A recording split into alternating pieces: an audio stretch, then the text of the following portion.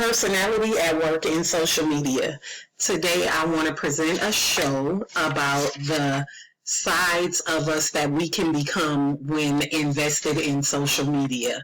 The study that I am going to do is about a woman named Lana.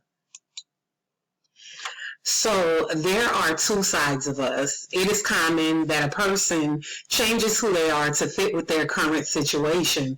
The way we behave in each situation is different. Behaving around colleagues differ from how we behave with friends. So social media allows us to be ourselves in real life and our alter ego, or a second side of us, when dealing in who we are behind the screen. Social media gives one a chance to be who they wish they could be in real life. Social media allows one to hide behind the screen. Social media gives people a sense of comfort in exploring who they wish they could be. It grows and entertains the alter ego. The alter ego is the second side of a person, or a different reality from who a person is. And social media allows us to alter our personality to fit who we wish to be in that moment. So in Lana's real life, Lana is really quiet and withdrawn. She's very introverted and can become mildly comfortable being around people. So maybe with a little bit of extroversion. Lana is often anxious and she worries about all aspects of her life. She questions if she's good enough, so she deals with like some self-worth things. She wants to be accepted among her peers. She's unsure and afraid of taking risks. So Lana would rather do things that are organized and rational. Lana is really dependable and trustworthy. She is also self-critical, and she tends to be very organized in real life. But when Lana comes through on social media, she's overly confident, she's excitable. Lana can seem impulsive, she steps out of the box, doing things that's not in her norm or her comfort zone. She loves fashion on her social media. She drinks and acts out, behaving wildly. People say entertaining for the gram, and that's what Lana does in her social media life. She pretends to be someone that she's not, and she is enthusiastic and even somewhat of a motivator to her fans. When we look at Lana, considering the big five in real life, she is rated low in conscientiousness, organized and disciplined. She's rated low in agreeableness. She is very suspicious of people and not very trusting. She is rated low in neuroticism. She is anxious and worries a lot. She is rated high in openness. She's really practical, logical, very organized in the things that she does. And she is rated low in extroversion because she's really shy and withdrawn, sort of a loner. The way that she portrays herself on social media would be rated high in consciousness, impulsive and wild and stepping out of the box and doing things differently from her normal life. She would be rated high in agreeableness. She seems like she has many friends around her and that she trusts people and she's really helpful to them. She would be rated high in neuroticism, that she's sure of things and confident in herself and she knows who she is and she values who she is. Lana is rated low in openness. She's imaginative and she takes risks. She steps out of the box and steps out of her comfort zone, making her seem very wild and impulsive. Rated high in extroversion. She comes off as a people person, that she's very sociable, she's the life of the party, and she's really active. So these are her two personalities. We have the real Lana, and then we have Lana's alter ego. Situational personality. Walter Mischel, a psychologist of personality, states that an individual's behavior is influenced by two things: the specific attributes of a given situation and the way a person perceives that situation. People tend to behave according to their situation. Mitchell's social cognitive personality theory says that we determine how we behave in situations based on cognitive processes. So we judge and analyze our situations and they determine how we should behave. So if we are in a work environment or a training for work, we're going to behave in a really professional way, and things that we would say around our friends is not something that we would say around, our employers or our colleagues. Situational personality. Personality is not stable when considering the idea that people change to fit their current situation. Let's explore how we behave differently.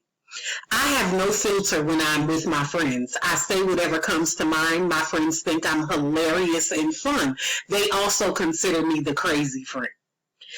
I would not say a lot of things that I say in front of my friends, in front of my parents or grandparents.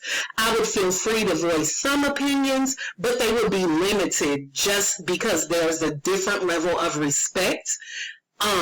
And I think that in a friendship, I can genuinely be me.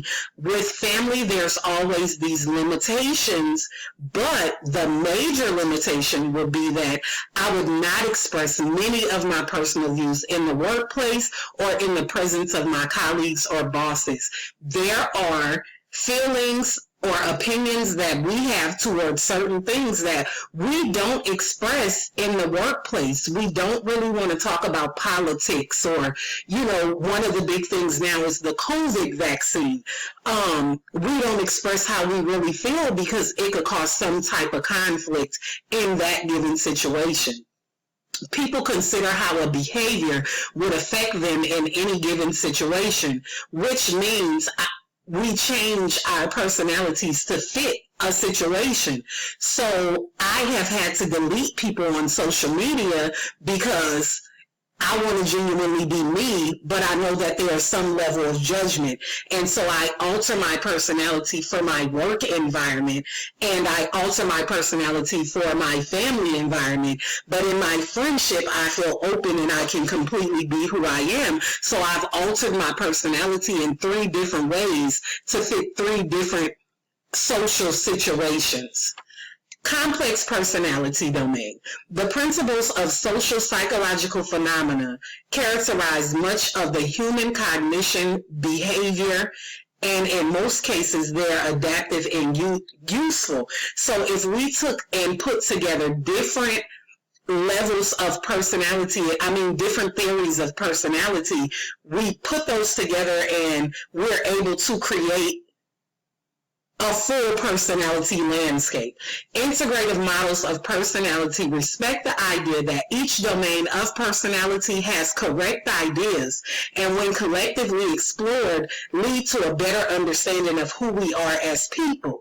So if we take from each personality domain the bits and pieces that fit, we can build a more complete puzzle of what personality is. Social media allows one to address the alter ego, defined as a person's secondary or alternative personality, a second self, or a different version of oneself. In life, I wish I was a millionaire.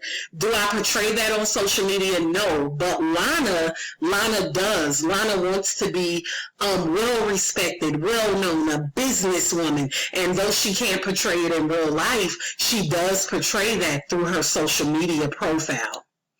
In conclusion, social media changes our brain, and the cognitive theory provides proof that the brain is altered by the social media experience. Our personality changes or is altered from changes in situation. Behind the screen, nobody really knows who we are. They don't get to see who we are unless they're close to us. So we can be somebody on Instagram that we are really not in real life. Multiple personality personality theories can be connected to understand the entirety of personality. So that would be the complex personality domain. Being able to take bits and pieces from each theory can create a more full modern theory of personality. The 5 person variables are complex and determine how a person will behave in situations. These variables are competencies, cognitive strategies, expectancies, subjective values, and self-regulatory systems. So when we take from each theory of personality, we are able to meet every one of those complex variables and build a more complete personality. Mitchell believes that our traits are merely cognitive strategies or things that we do to obtain the rewards we want. So we behave in certain ways by taking bits and pieces from every personality theory. We behave in certain ways that builds who we are as people.